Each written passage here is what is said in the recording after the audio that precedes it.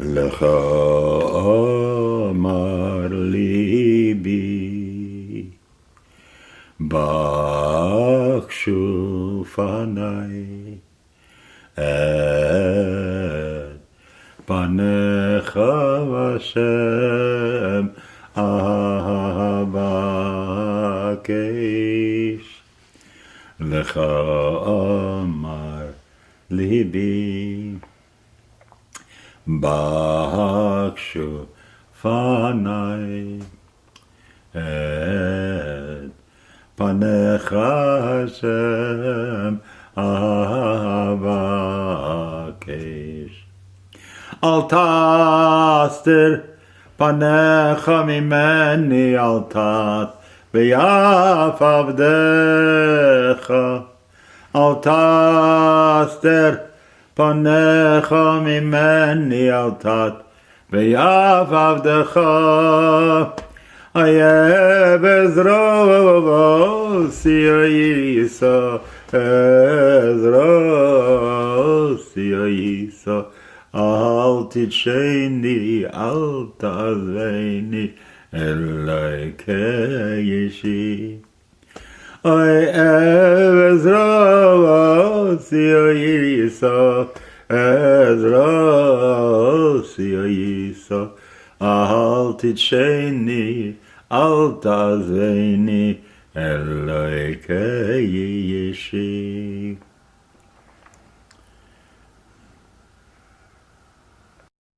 Mazel tov, mazel tov. You've come to the end of a wonderful training. I'm sure you're not the same going out as you came in. But you came in with a good intention that was nichnas b'shalom. And now you're about to be yotze b'shalom. And so I want to tell you a few more things. Everything that you have learned here is going to help you a great deal. And from time to time, you're going to have a little doubt whether there is really anyone watching, whether this is nigalarik neiled lebahala, that we are just doing a very nice pious play, but there's no one who really is concerned with it. In other words, there's no God presence. I want to tell you that you will have that feeling. And in a way, I want to say welcome it, don't fight it. But then go to the place that has given theologians a lot of problem. That has to do with Davenen. People are willing to say Ein Sof, infinite, and all that stuff. And people are willing to say Creator, there's a world, God made the world, that's the world in Asiya. People are willing to have wonderful theories about God in Bria. And even a little bit of a sense that the God you can talk about isn't quite God, and there's a sense of Atzilut. But most people don't have a sense is Tiferet of Yetzirah, where the heart of the world is, where the Shomea Tefillah puts his ear, as we are saying, Hat Oznecha, Rabbeinu Shalom, Shomea Tefillah. Pay attention, put your ear to that. The sense that we are actually addressing the universe.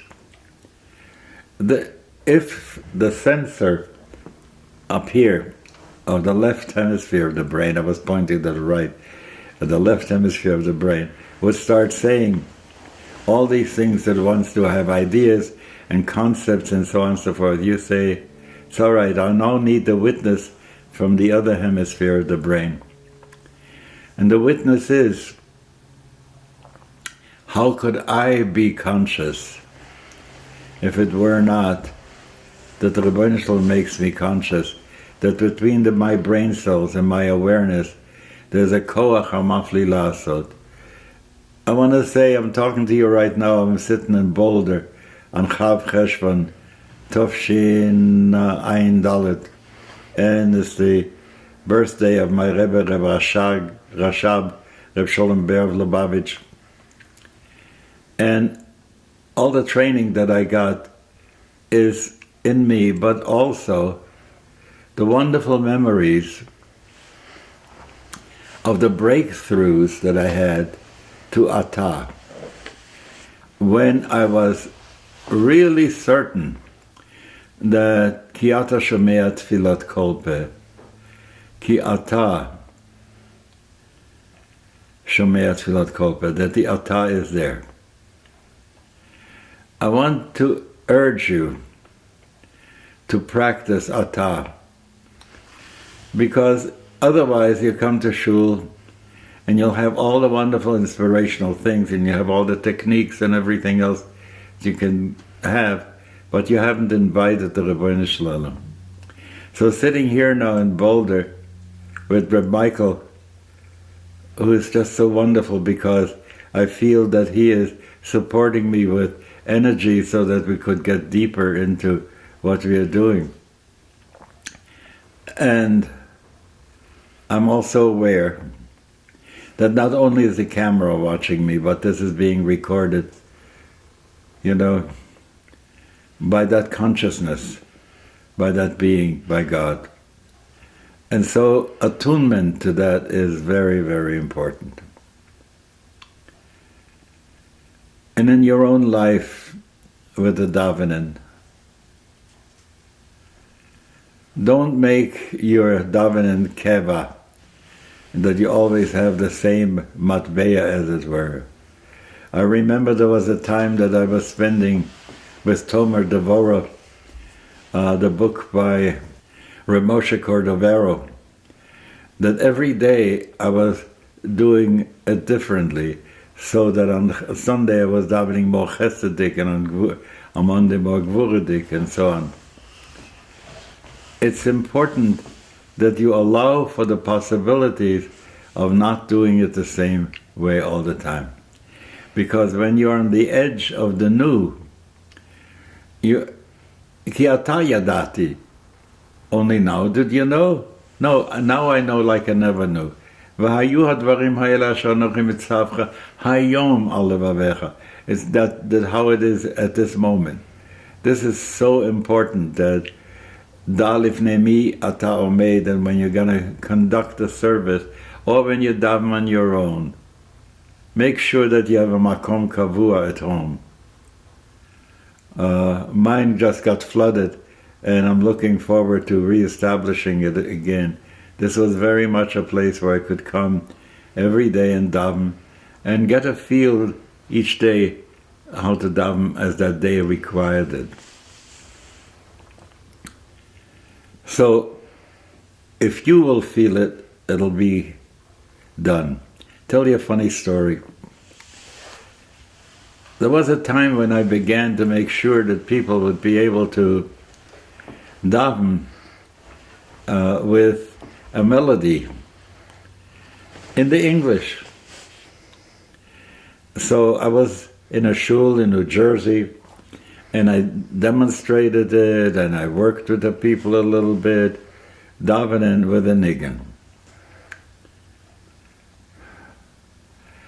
So, you've done it, so I don't need to demonstrate it for you. A few months later, I came back to that same congregation, and I asked the rabbi, did you do that again? He says, yeah, but it just flopped, it wasn't working well. So I asked him the question, did you daven for yourself at home? He said, no, he only did it at that point. Of course, he wasn't sure of himself because he hadn't experienced it for himself, was doing for Yenim. I think it's very important that you should daven in English from time to time, and you'll find how the melodies are going to be coming, and so on. So, if you don't do it, you won't be able to transmit it to the congregation like this rabbi in New Jersey couldn't. So that's an important thing. Another thing, I want to say that you need to make time for hachanot. happy is the person who can abruptly, without hachanot, get started. But if you look at the way the Siddur is built and everything that they put in, they want to have a hachana. When you say l'shem yichud, it's a hachana. Hineni muchanim zumen is a hachana. They say, yeah, it's good. Before you say Baruch Shamar, for a hachana, do Mizmor Shir Chanukat HaBayit LeDavid. What they always wanted to make sure there's a hachana, that there would be hachana Avad Olam for the Shema. So it's built in. But what is not built and couldn't be built in is the hachana of being shoim sha'achad kodim atfila, to first spend some silence, to setting inside the kavanah, and to create a readiness that you can then say, Hineni muchan umezuman, I'm really ready now to lead the congregation.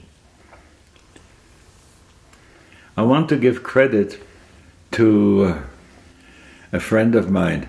No, I once spent a time being his guest for his shul. And so I sat in the study before we got started, and then we got together with the choir and the cantor and so on. And he stopped before he entered into the shul, and we held hands, and he said a prayer.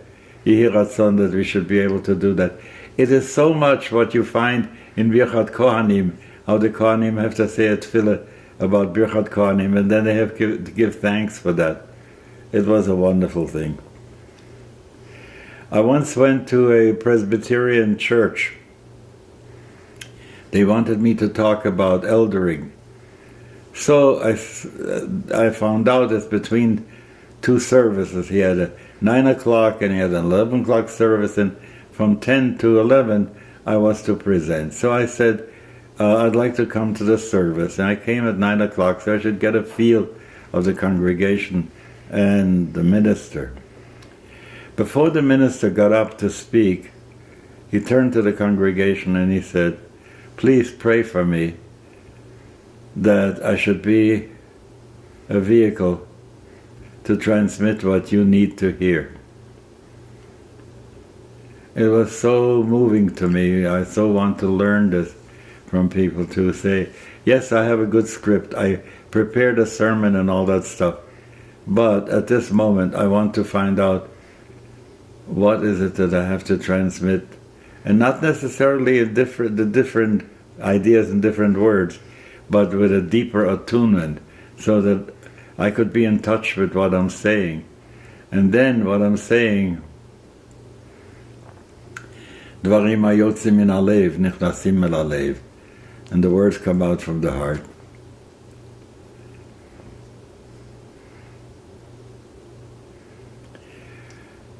I'd like you to have a great deal of compassion for the people. When we are saying at the beginning of the Daven, Harini mikabel alai mitzvot ve'ahavta l'reacha kamocha, that shouldn't just be a formula. It should be a reality.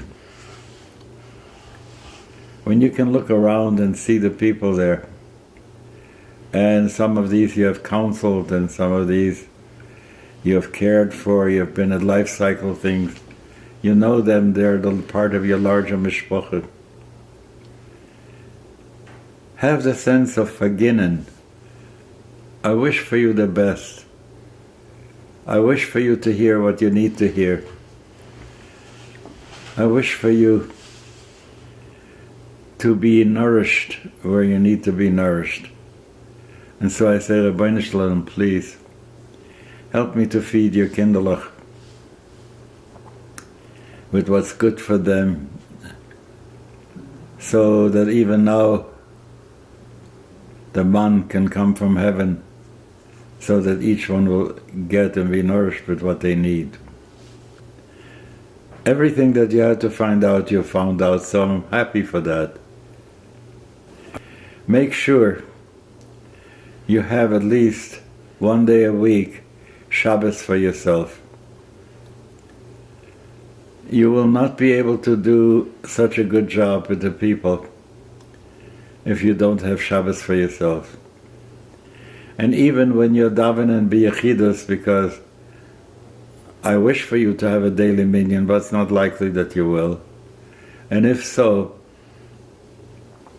when you daven b'yechidus, I wish for you to have a sense that you're still not b'yechidus, that there is a minyan out there, b'shem kol Yisrael, with all the people who are your soul friends, with whom you studied during this period, with the people who taught you.